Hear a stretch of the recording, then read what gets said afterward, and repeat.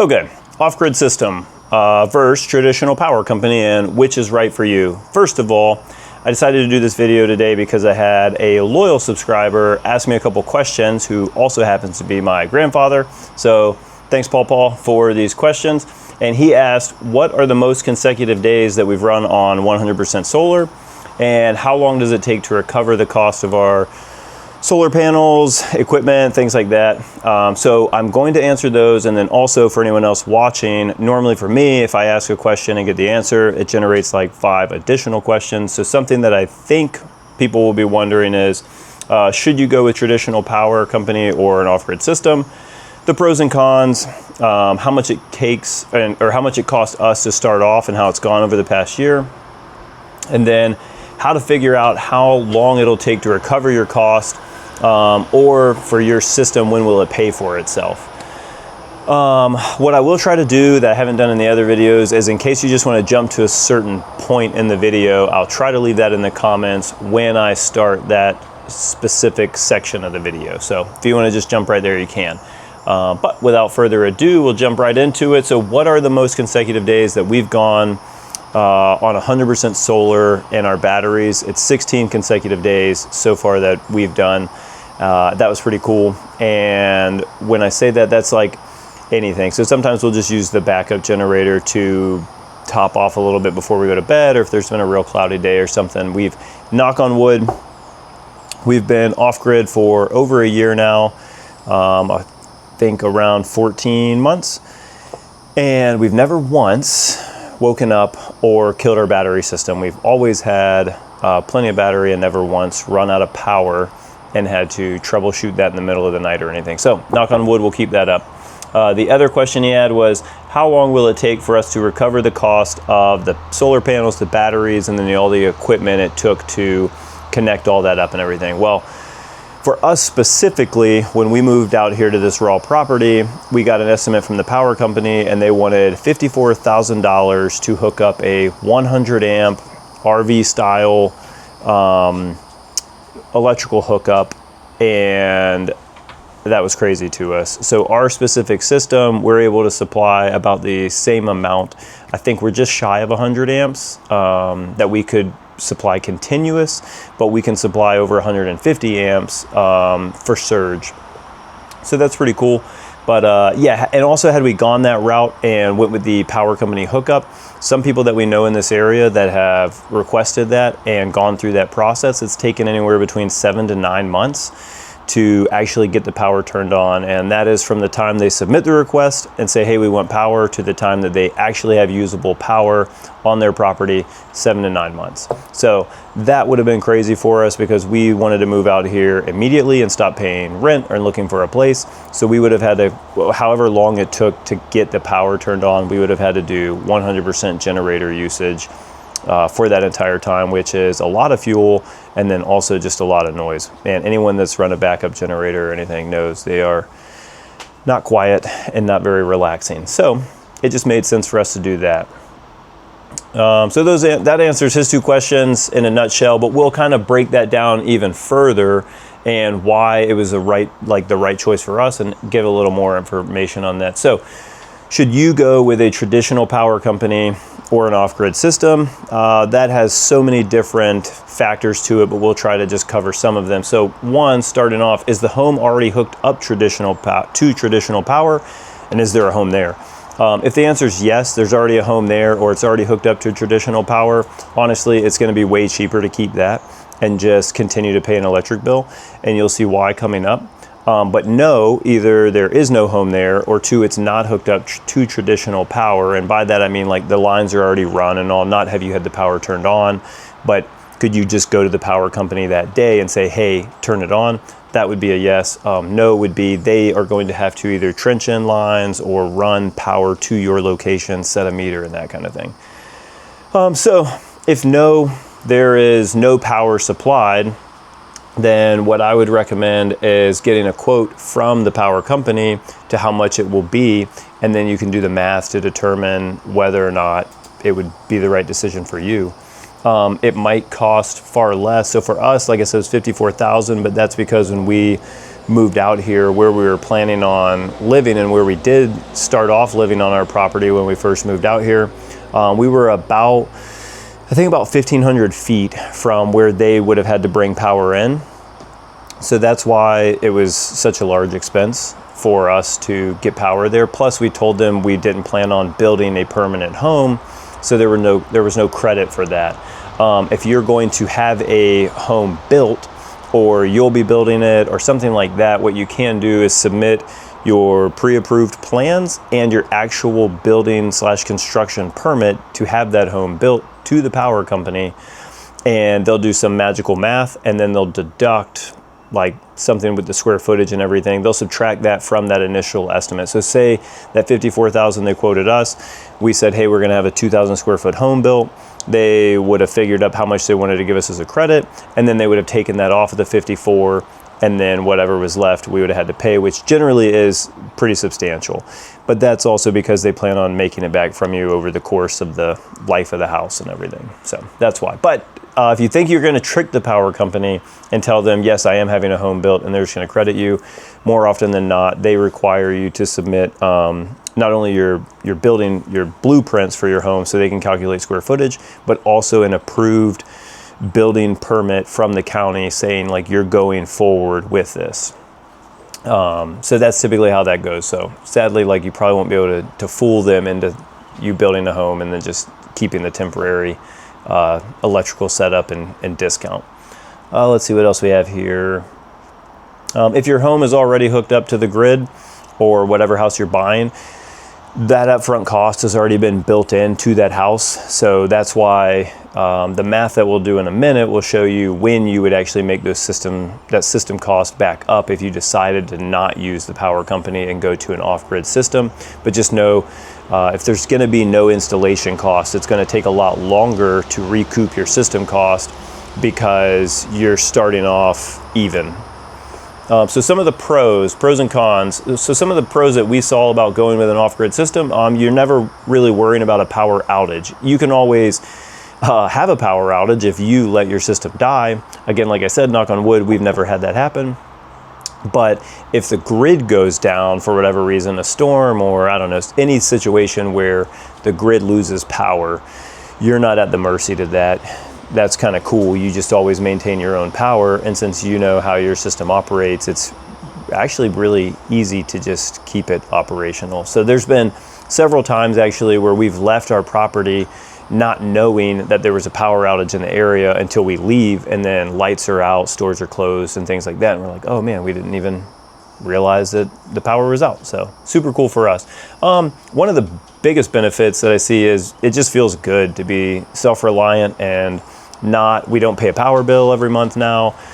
So there's no worrying about making sure that bill's paid or anything like that. But overall, it's just really cool knowing our energy usage. We're more responsible with it. So we're all very in tune with that, and turning lights off, not running AC like super low if we're not going to be here, or when we do laundry.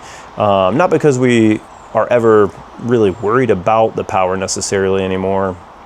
We're just trying to be more responsible with it. So during the day, we love doing laundry because once the sun recharges the system entirely, everything else after that, if we're not using it, it's just in a sense like losing it, because we can't store any more than what our batteries can hold. So if we recharge by noon, but we're still making a lot of sunlight all the way until 4, well, that's a perfect time to do laundry, because all that power is just excess that was just not going to go anywhere anyways. So it's neat just being more in tune with all of that and watching those things. So that's cool. There's a lot of other pros. Those are some of the major ones. One of the biggest ones is it's so much easier to do any type of service to your system.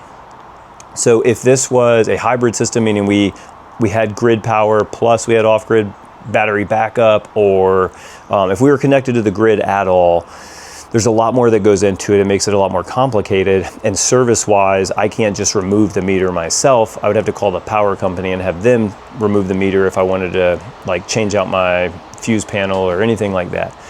With an off-grid system, it's really cool because you have the convenience of just killing the power anytime for any reason. So if I want to add something or remove something or switch something, I can just go in there and shut just the inverters down, or I can shut the inverters and batteries down, or I can shut just the panel down. So it's really neat. It makes servicing the whole system so simple, and you feel really comfortable like working on anything electrical because you can kill all the power yourself, and you don't have to have that worry of like, oh man, is this still live? So I would say that's also a huge pro to the off-grid system. Some of the cons, the biggest one for us starting off was figuring out how to estimate our system needs to start off. So there's so many different size systems out there, ranging from, I've seen a really small system, complete kit, for I think it's $3,800, so probably after shipping a little over $4,000, all the way to you can buy a massive system that's over like 30,000 plus. So that's the hardest part, is trying to figure out what you need at first. But what is cool, and then the upfront cost. So I just went over those. With the power company, if you're already hooked up to the grid and everything, you don't have that upfront cost. You just get your power turned on, pay a small deposit, and then monthly after that. With an off-grid system, you're going to have to pay for everything unless you take out a loan or something like that and make installment payments. You have that huge upfront chunk of money that you're spending. So that's a con there. Like for some people, that's going to be a really big factor to put in there. Something else that I think you really need to take into account is all the components have a lifespan.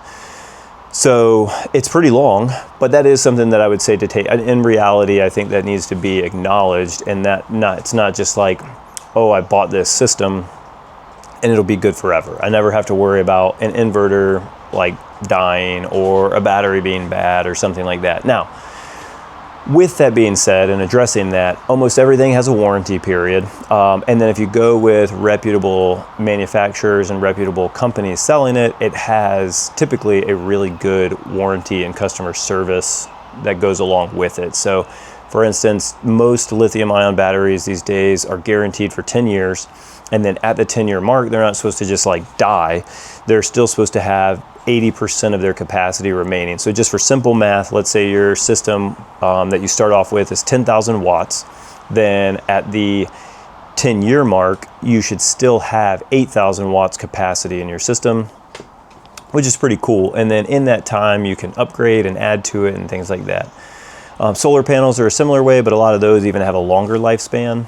So if you start with quality solar panels, they'll continue to produce. And again, when it hits that like end of life type of thing, it's not saying they're no good. They just don't, if it was a 400 watt panel, it might now only be capable of bringing in a max of 350 watts. How much did it cost for us to start off, and how it's gone over the past year?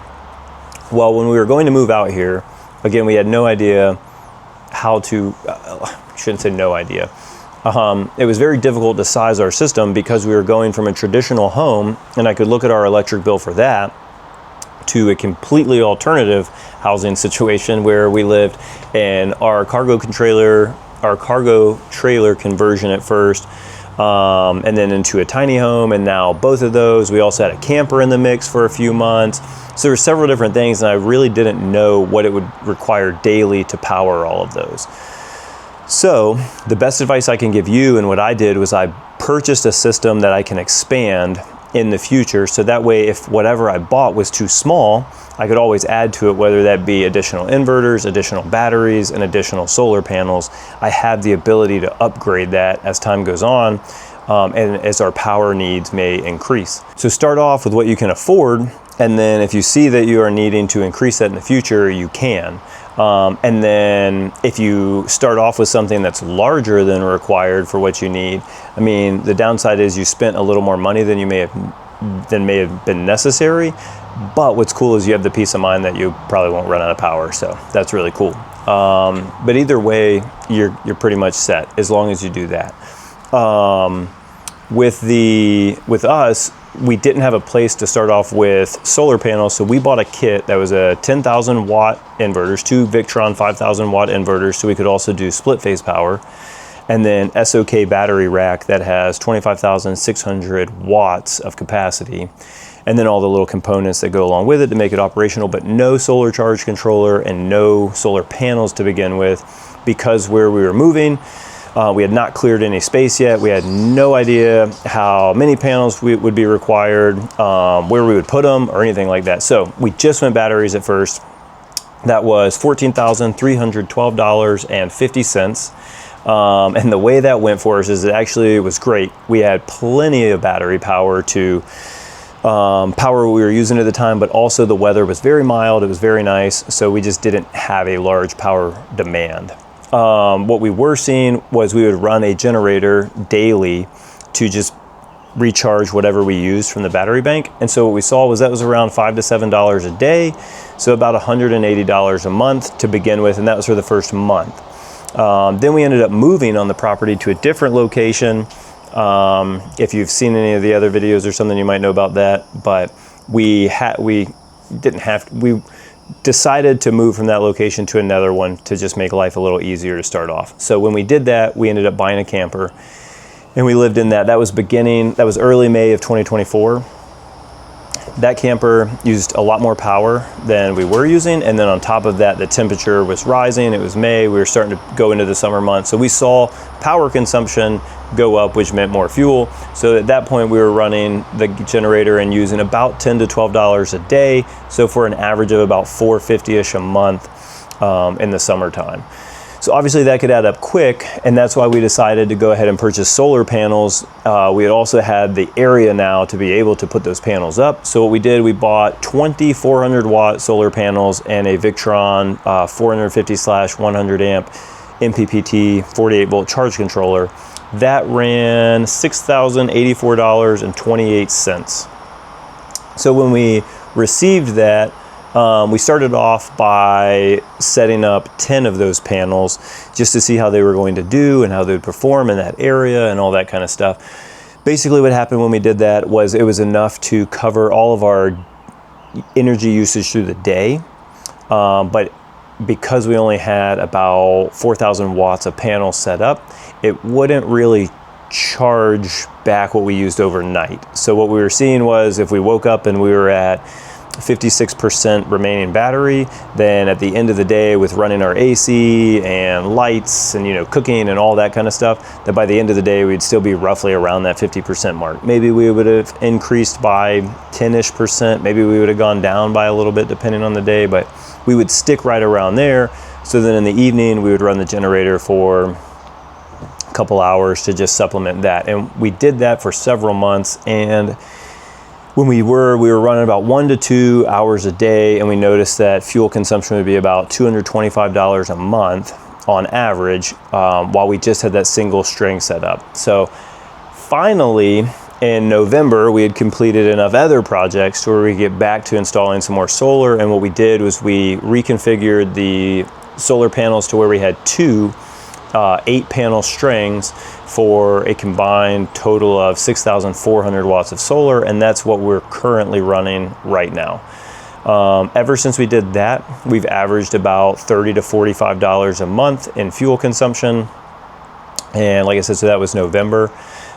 So we've had very little fuel usage. That's where we started getting the 16 consecutive days without needing the generator, and it's been very, very minimal, with plans to honestly, we probably could go longer than that, but just because I don't want to run out of power and wake up in the middle of the night with no lights or AC, I play it safe, and I'll just crank the generator in the evening on certain nights and maybe bump us back up 20%, 30% to get to that 80 to 100 range. So that way I don't have to wake up concerned about making sure we have power. But honestly, we probably could have gone even longer had we just let it go.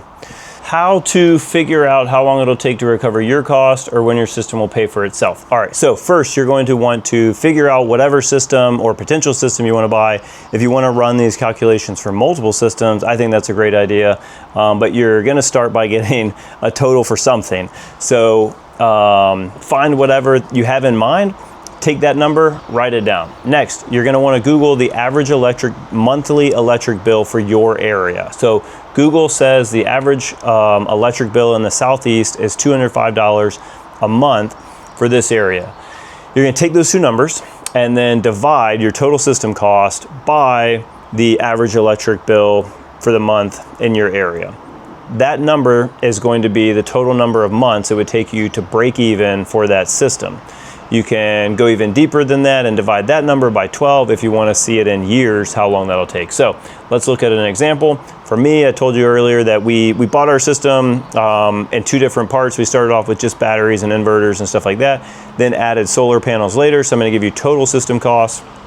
That was $20,396.78.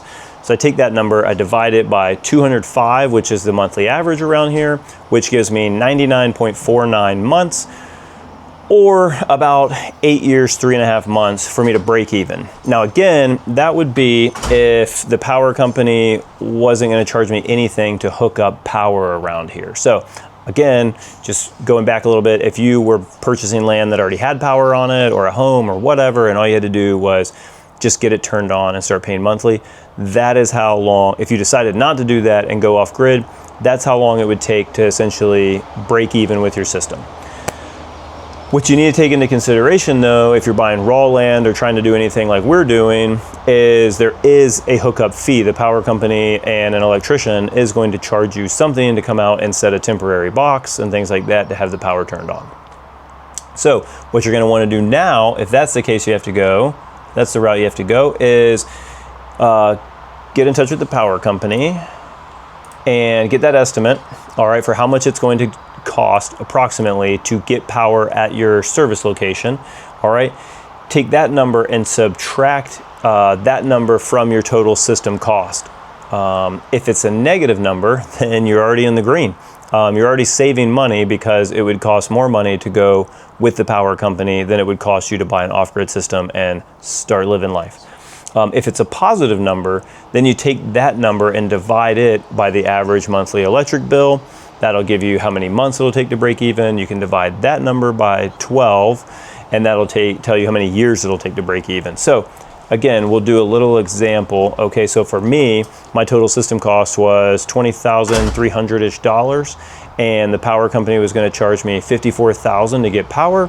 So I'd take that $20,300, subtract the $54,000. That's a negative number. I'm already in the green. I'm already saving money by just going off grid.